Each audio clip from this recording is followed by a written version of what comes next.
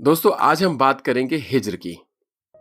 जुदाई के उस मोड़ के तड़प की बात, जहां कभी जिंदगी बेमानी लगने लगती है, कभी क्रोध में सराबोर कर देती है और कभी सिर्फ ठंडी सांसें और एक शांत स्वीकृति के सहारे पटक देती है। बातें तो इस पर कई हुई हैं और कभी कभी लगता है कि मिलने से ज्यादा बिछुड़ने की बात हुई है। शायद चाहने वाले के मन का चोर हो, या फिर शायद बिछड़ने वालों की तादाद मिलने वालों से कहीं ज्यादा है। वस्ल में हिज्र का डर याद आया, ऐन जन्नत में सकर याद आया। सकर का मतलब होता है नर्क या दोजख, और यह है मिर्जा गालिब का शेर। वस्ल में हिज्र का डर याद आया, ऐन जन्नत में सकर याद आया। अगर निषाद के बाण से क्रौच युगल के जोड़ों में से एक का वध ना होता, क्रौच पक्षी, और वाल्मीकि जी विषाद से भरे दूसरे क्रौच का क्रंदन ना सुनते, तो शायद हमें कभी रामायण नहीं मिलता। जैसा सभी जानते होंगे, वही शुरुआत थी रामायण के पहले श्लोक की। दर्द में भी एक सुख है, पीड़ा में आनंद निहित है, और बिछड़ने की बेला मिलन के मार्ग की पहली सीढ़ी है। आगे बढ़ना, सीढ़ियां चढ़ते रहना हमारा काम है। आइए हम भी बढ़ते हैं और सुनते हैं कुछ चुने हुए बोल हिज्र, जुदाई, विरह के बारे में। अहमद फराज कहते हैं कि हिज्र में मरना आसान था, पर फिर भी काफी वक्त लग गया। उनका एक मशहूर शेर है, कितना आसान था तेरे हिज्र में मरना जाना, कितना आसान था तेरे हिज्र में मरना जाना, फिर भी एक उम्र लगी जान से जाते जाते। वाह वाह। और फराज साहब को तो कम से कम मौत नसीब हुई, भले ही देर से मिली, मगर अकबर इलाहाबादी साहब की तो अलग ही परेशानी है।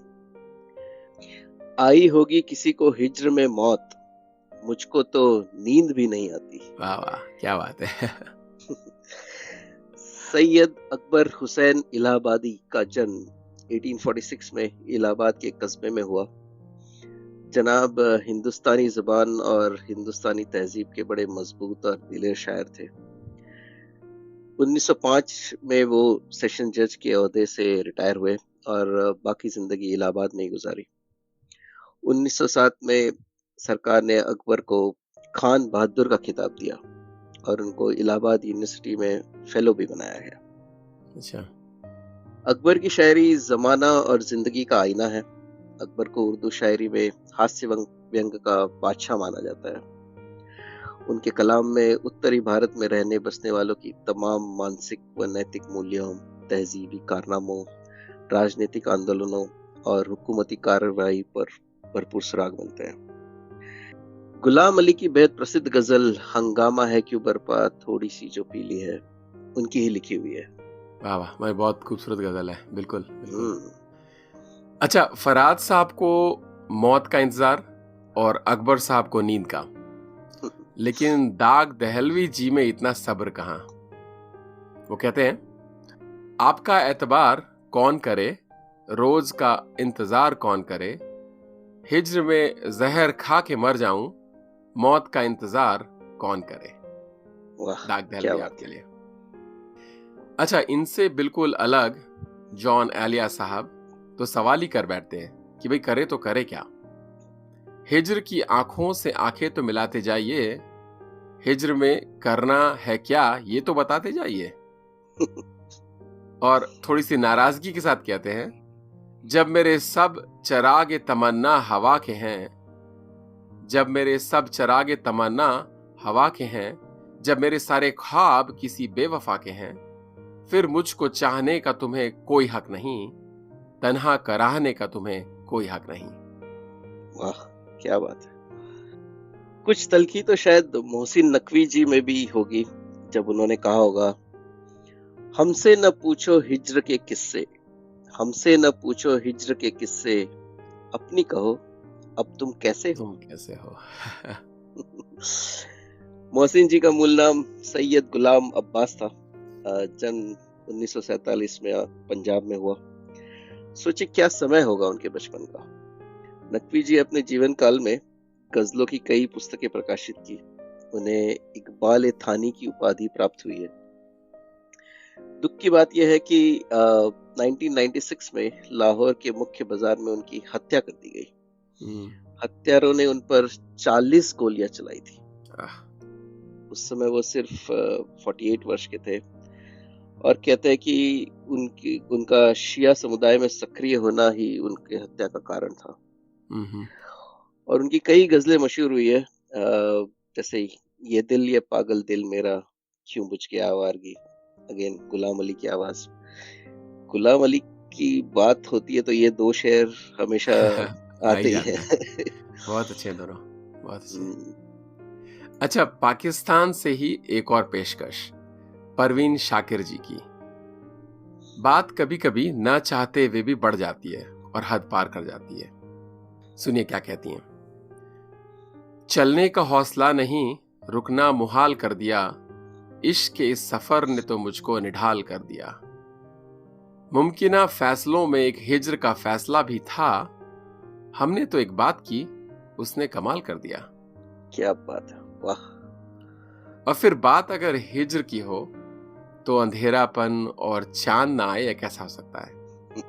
परवीन जी का ही एक और शेर है, पूरा दुख और आधा चांद, हिज्र की शब और ऐसा चांद, वाह। हाय ऐसा चांद। अच्छा, वहां से चले तो महादेवी वर्मा जी की कविता शलभ में शाप में वर हूं में भी विरह का अंधकार ही दिखता है। उसकी आखिरी छंद इस कविता की कुछ इस तरह से है।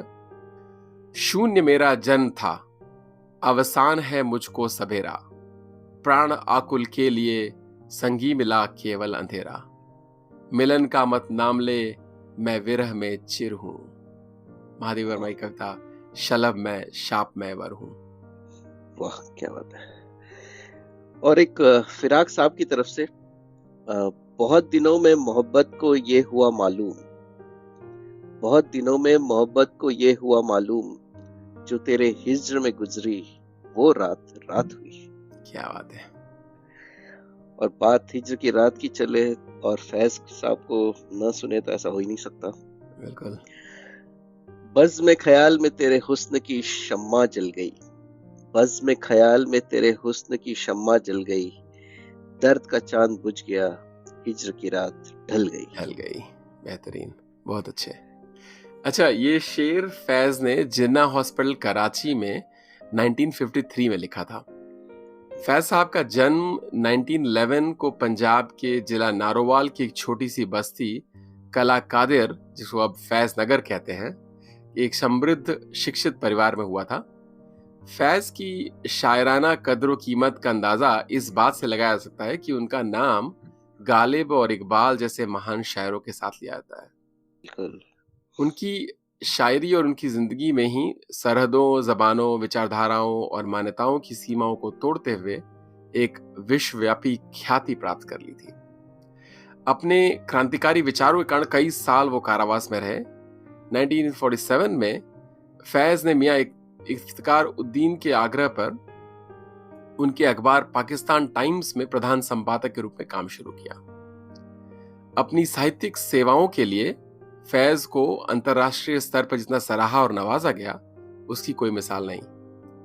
1962 में सोवियत संघ ने उन्हें लेनिन शांति पुरस्कार से सम्मानित किया, जिसे उस समय नोबेल पुरस्कार का विकल्प माना जाता था। 1976 में उनको अदब का लोटस इनाम दिया गया। अपनी मृत्यु से कुछ समय पहले ही उनका नामांकन नोबेल पुरस्कार के लिए किया गया था, लेकिन उस फैसले के पहले ही 1984 में उनकी मृत्यु हो गई। 1990 में पाकिस्तान सरकार ने उनको देश के सर्वोच्च नागरिक सम्मान निशाने इम्तियाज से नवाजा और फिर वर्ष 2011 को फैज का वर्ष घोषित किया गया। कोक स्टूडियो में हम देखेंगे तो शायद सबने सुना होगा, पर उनको सुनने का मजा जो इकबाल बानो जी की आवाज में है वो कुछ और ही है। कहीं मौका मिले तो जरूर सुने। फैज साहब की तरफ से एक और, कब याद में तेरा साथ नहीं, कब हाथ में तेरा हाथ नहीं, सद शुक्र की अपने रातों में, अब हिज्र की कोई रात नहीं। वाह, क्या बात है। ऐसी प्यारी सोच में निदा फाजली साहब अपनी बात जोड़ देते हैं। तेरा हिज्र मेरा नसीब है, तेरा गम ही मेरी हयात है। तेरा हिज्र मेरा नसीब है, तेरा गम ही मेरी हयात है। मुझे तेरी दूरी का गम हो क्यों, तू कहीं भी हो मेरे साथ है। मेरे साथ है। क्या बात है, बेहतरीन। ये जो साथ की चाहत है वो बिल्कुल बेचैन कर देती है और तर्क और सोच के बोझ के चक्कर में ही नहीं पड़ती। इब्न इंशा कहते हैं, दिल हिज्र के दर्द से बोझल है, अब आन मिलो तो बेहतर हो। इस बात से हमको क्या मतलब, ये कैसे हो, ये क्यों क्यों कर हो। बहुत अच्छे। बस आके मिल लो बस। हाँ। और कुछ इसी तर्ज पे वसीम बरेलवी की बेकसी देखिए। उदास एक मुझी को तो कर नहीं जाता, वो मुझसे रूठ कर अपने भी घर नहीं जाता। वो दिन गए कि मोहब्बत थी जान की बाजी, किसी से अब कोई बिछड़े तो मर नहीं जाता। तुम्हारा प्यार तो सांसों में सांस लेता है, जो होता नशा तो एक दिन उतर नहीं जाता। वसीम उसकी तड़प है तो उसके पास चलो, कभी कुआं किसी प्यासे के घर नहीं जाता। क्या बात है। अच्छा, इसी पे फहमी बदायूनी जी का एक बड़ा सीधा सा हल है, सुनने के लिए रेडी, तैयार है? बिल्कुल बिल्कुल। कहते हैं, याद है जो उसी को याद करो, हिज्र की कोई दूसरी दवा नहीं। याद ही एक बार फिर से, याद है जो उसी को याद करो, हिज्र की दूसरी दवा ही नहीं। सिंपल। और ये सब देखकर अमीर मीनाई कह बैठते हैं, देख ले बुलबुलों और परवाना की बेताबी को, हिज्र अच्छा न हसीनों का विसाल अच्छा है। विसाल का मतलब पता ही है, मिलन होता है। तो देख ले बुलबुलों और परवाना की बेताबी को, हिज्र अच्छा न हसीनों का विसाल अच्छा है। दूर रहो। दूर रहो, बच के रहो। अमीर साहब का जन्म लखनऊ में 1829 में हुआ और वे 19वीं शताब्दी के बेहद महत्वपूर्ण शायर और दाग दहलवी और गालिब के समकालीन थे। 1856 में जब अंग्रेजों ने लखनऊ पर हमला किया तो उन्हें अपना घर छोड़ना पड़ा। काफी समय वो रामपुर के नवाब यूसुफ अली खान बहादुर की छत्रछाया में रहे, जहां वो नवाब के खास उस्ताद का ओहदा गालिब का था। और गालिब के बाद ये जिम्मेदारी अमीर मीनाई जी को सौंपी गई। तो ये था उनका रुतबा। क्या बात है। वैसे तो उन्होंने 40 किताबें लिखी थी, पर आज के समय में अपनी गजल सरकती जाए है रुख से नकाब आहिस्ता आहिस्ता के लिए बिल्कुल जाने जाते हैं। हर बिल्कुल। उनका ये मशहूर शेर भी कई लोगों ने सुना होगा, जो अक्सर बोलचाल की भाषा में सब यूज करते हैं, पर ये शायद पता जानते नहीं कहां से आता है। बिल्कुल। खंजर चले किसी पे तड़पते हैं हम अमीर, खंजर चले किसी पे तड़पते हैं हम अमीर, सारे जहां का दर्द हमारे जिगर में है। जिगर के हुक की बात उठे तो एक बड़ी प्यारी गजल याद आती है। नई गजल के बेहद महत्वपूर्ण पाकिस्तानी शायर अतहर नफीस की गजल, वो इश्क जो हमसे छूट गया। इसे कई गायकों ने आवाज दी है और मेरा पसंदीदा है फरीदा खानम की मदहोश कर देने वाली आवाज। तो मेरे ख्याल से ये पूरी गजल सुन लेते हैं, बहुत ही बेहतरीन है। वो इश्क जो हमसे रूठ गया, अब उसका हाल बताएं क्या, कोई मेहर नहीं कोई कहर नहीं, फिर सच्चा शेर सुनाए क्या। एक हिज्र जो हमको लाहक है, तादेर उसे दोहराए क्या, वो जहर जो दिल में उतार लिया, फिर उसके नाज उठाए क्या। फिर आंखें लहू से खाली है, ये शमाए बुझने वाली है, हम खुद भी किसी के सवाली है, इस बात पे हम शर्माए क्या। एक आग गमे तन्हाई की जो सारे बदन में फैल गई, जब जिस्म ही सारा जलता हो, फिर दामने दिल को बचाए क्या। हम नगमा सरा कुछ गजलों के, हम सूरत गर कुछ ख्वाबों के, बेजज्बाए शौक सुनाए क्या, कोई ख्वाब न हो तो बताए तो क्या। बताएं क्या। बेहतरीन, बहुत अच्छे, बहुत ही अच्छे। अच्छा, अभी तक हमने ज्यादातर उर्दू का ही लुत्फ लिया है, तो चलते चलते एक कविता विरह पे जयशंकर प्रसाद जी की ओर से। कविता का शीर्षक ही है विरह। प्रियजन दीर्घ सीमा से जभी दूर होते हैं, दीर्घ सीमा यानी आंखों के बाउंड्री से। प्रियजन दीर्घ सीमा से जभी दूर होते हैं, ये नयन वियोगी रक्त के अश्रु रोते हैं। सहचर सुख क्रीड़ा नेत्र के सामने भी प्रतिक्षण लगती है नाचने चित्त में भी। प्रिय पदरज मेघाच्छन्न जो हो रहा हो, यह हृदय तुम्हारा विश्व को खो रहा हो। स्मृति सुख चपला की क्या छटा देखते हो, अविरल जलधारा अश्रु में भिगते हो। हृदय द्रवित होता ध्यान में भूत ही के, सब सबल हुए से दिखते भाव जी के। प्रति क्षण मिलते हैं जो अतीताब्धि ही में, गत निधि फिर आती पूर्ण की लब्धि ही में। यह सब फिर क्या है, ध्यान से देखिए तो, यह विरह पुराना हो रहा है जांचिए तो। हम अलग हुए हैं पूर्ण से व्यक्त होके, वह स्मृति जगती है प्रेम के नींद सो के। वाह, जयशंकर प्रसाद कविता क्या विरह। क्या शब्द हैं, आजकल ये सुनने में नहीं आते। और अंत में साहिर लुधियानवी साहब की एक चिर परिचित सलाह, जिंदगी छोटी है, कई बार हिज्र हालातों से उपजा सवाल नहीं, बल्कि हमारा खुद का सोचा समझा और चुना हुआ जवाब होता है। तारुफ रोग हो जाए तो उसे भूलना बेहतर, तारुफ यानी परिचय। ताल्लुक बोझ बन जाए तो उसको तोड़ना अच्छा, ताल्लुक यानी संबंध या रिश्ता। तारुफ रोग हो जाए तो उसको भूलना बेहतर, ताल्लुक बोझ बन जाए तो उसको तोड़ना अच्छा। वो अफसाना जिसे अंजाम तक लाना न हो मुमकिन, उसे एक खूबसूरत मोड़ देकर छोड़ना अच्छा। चलो एक बार फिर से अजनबी बन जाए हम दोनों। वाह। अच्छा, अलविदा कहने से पहले साझा करना चाहता हूं कि बचपन में अपना होश संभालते संभालते जब पहली बार इस बात का एहसास हुआ कि किसी आवाज में कोई भावना पिरोई जा सकती है, तो वो हुआ था रेशमा जी के गीत से। साल था 1983, फिल्म थी हीरो, और जय किशन काकू भाई श्रॉफ की पहली पिक्चर।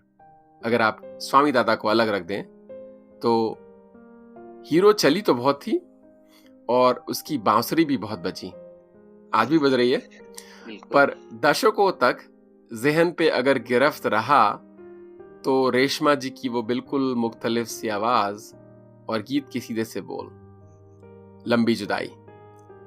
बिछड़े अभी तो हम बस कल परसों, जीऊंगी मैं कैसे इस हाल में बरसों।